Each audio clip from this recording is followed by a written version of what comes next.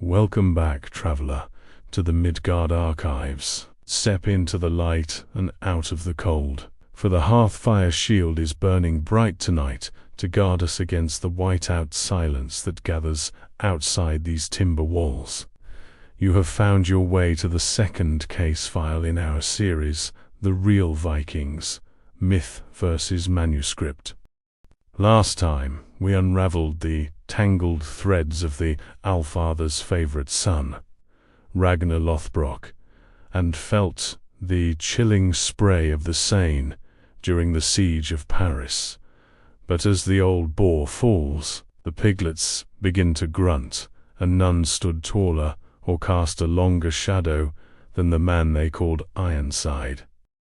Tonight, we leave the familiar fjords behind to follow a trail of iron and ink that leads from the sacred frost of Isala to the sun-scorched, blood-stained marble of the Mediterranean. We are embarking on a search for the unheard truth of a man who was said to be protected by the very gods. A king who turned a coffin into a Trojan horse and a fleet into a continental entity. Was he the invincible hero of the sagas, or a brilliant, battle-scarred tactician who simply knew how to manipulate the revealing horror of his own legend? Take your place by the embers and prepare your mind for the internal void of history, for we are about to uncover the iron reality behind the myth. This is the story of the real Björn Ironside. The legendary figure of Björn Ironside is a shadow that stretches across centuries of European history. A man who exists in the flickering grey space between verified historical record and mythic Viking saga.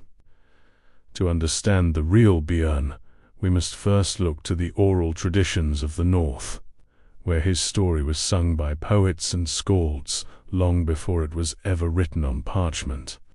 The Vikings of the 9th century did not write books about their heroes. Instead, they passed down their history through complex poems and sagas that were shared around communal fires during the long, dark winters of Scandinavia. Björn Järnsida Björn Ironside is a figure of dual nature, a man of iron and a man of blood.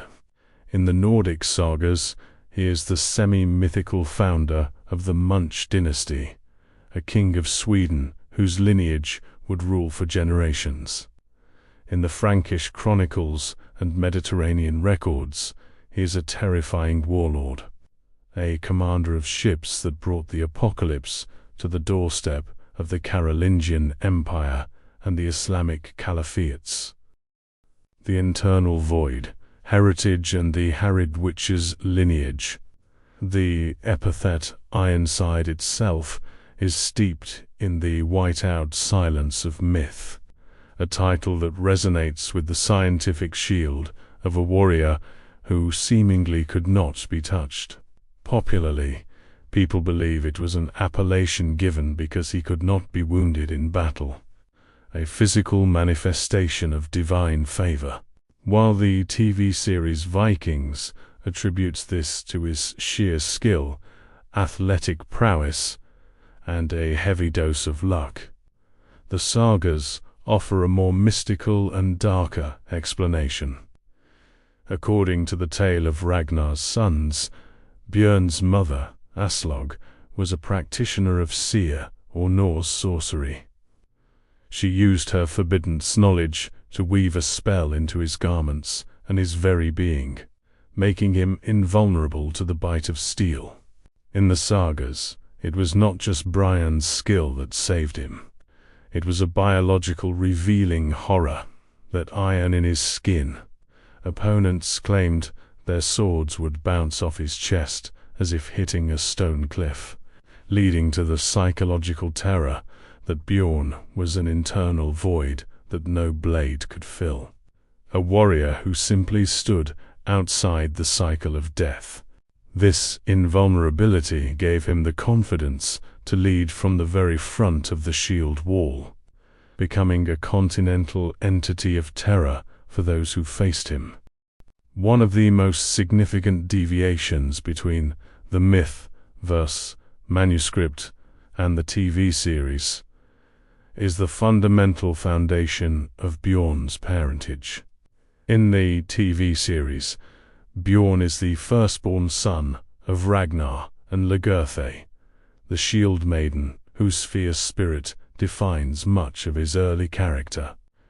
His struggle with his stepmother Aslaug and his unshakable bond with Lagertha form the emotional core of his formative years, creating a hero who values loyalty above all else. However, the historical manuscript, according to Ragnar Lothbrok, tells a different and perhaps more tragic story. There, Björn is actually the son of Ragnar and Aslaug, the mystical daughter of the dragon slayer Sigurd. Lagertha is a figure found almost exclusively in Saxo Grammaticus's Gesta Danorum, and in those accounts she and Ragnar have a son named Fridleif, while Björn is absent from a lineage. In the sagas, Björn is the middle brother, often acting as the borderland shield between the strategic but erratic Ivar, the boneless, and the younger, serpent-eyed Sigurd Snake in the Eye. This sibling dynamic created a competitive search for the unheard glory, where each brother sought to eclipse the shadow of their father, Ragnar. The Mediterranean Crusade, the search for the unheard South.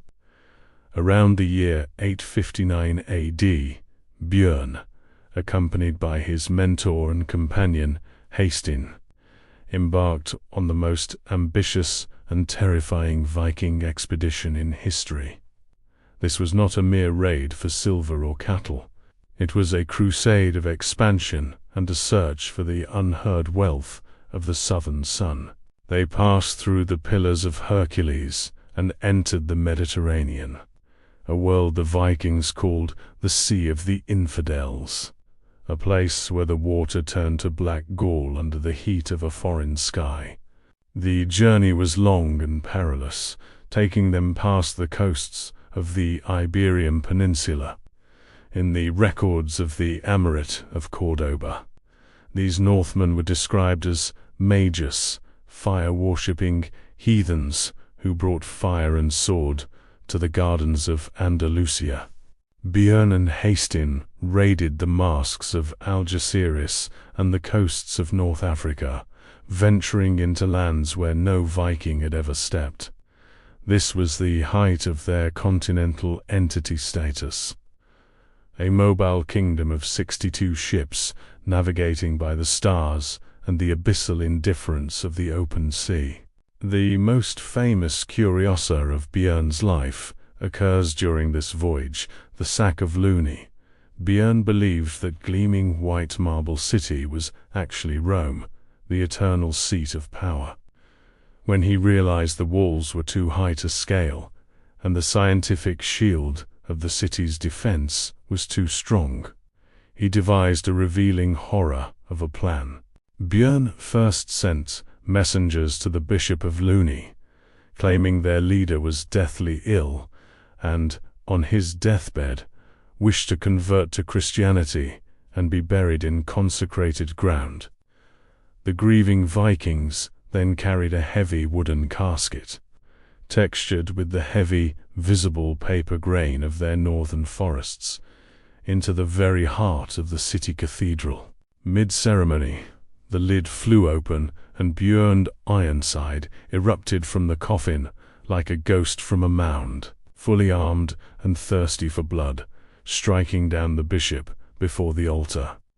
His men, who had hidden axes and swords under their mourning robes, seized the gates and slaughtered the guards. After sacking the city, Björn learned the bitter truth that he hadn't conquered Rome, but a smaller provincial town, and legend says his fury was so great he ordered the fleet to sail immediately for the real Rome. though the abyssal indifference of the sea would ensure he never reached its gates. The Fire on the Water, Defeat, and the Munsö Dynasty. While the TV series portrays Björn as a lone explorer navigating with mystical sunstones, the Frankish chronicles depict him as a master of logistics and a commander of a continental entity, a fleet of over 62 ships. The historical reality is that Björn was a tactical king who understood the black gall of politics and the necessity of the sociological shield. On their way back from the Mediterranean, Björn's fleet was intercepted by the Umayyad Caliphate at the Strait of Gibraltar. Unlike the invincible hero of the screen, the historical Björn suffered a massive, crushing defeat here, losing nearly 40 ships to Greek fire, which was a revealing horror of flaming liquid that burned even on the surface of the water. The terror of the flames, which could not be extinguished by water, created an environmental corruption among the Viking ranks. He escaped with only 20 ships, returning to Scandinavia, a humbled but incredibly wealthy man. His ships laden with silks and silver from a world his people had never seen. Björn's story ends not in a snake pit of environmental corruption like his father, but on a throne of stone and iron. He is credited with the partition of Ragnar's empire, taking Uppsala and the heart of Sweden as his own scientific shield against the chaos of the north. This transition marked the shift from Viking raider to established European monarch, a sociological shield that allowed the north to begin its integration into the wider world. To this day, on the island of Munsö in Lake Mälaren, there is a massive burial mound known as Björn Järnsida's HGG. While archaeologists have not definitively proven it contains Björn's remains, the sociological shield of Swedish history has protected this site for over 1,000 years as the resting place of the Iron King, a monument to a man who refused to be forgotten. These mounds at Uppsala serve as a geological lure for those seeking the unheard echoes of the past, standing as silent witnesses to the Munsö dynasty's reign. Björn Ironside represents the transition of the Viking age from chaotic raiding to the building of nations and the preservation of memory. He is the son who had to be better than a legend, the man who stood as a hearthfire shield for his people while the rest of the world burned. His journey from the cold, white-out silence of the north to the sun-drenched, blood-soaked marble of Italy is the ultimate search for the unheard. He reminds us that even with iron sides, the greatest weight a man carries is his father's name and the abyssal indifference of the history he leaves behind. The shadows of the north are vast, and Björn's iron shadow is only one among many in the Midgard Archives.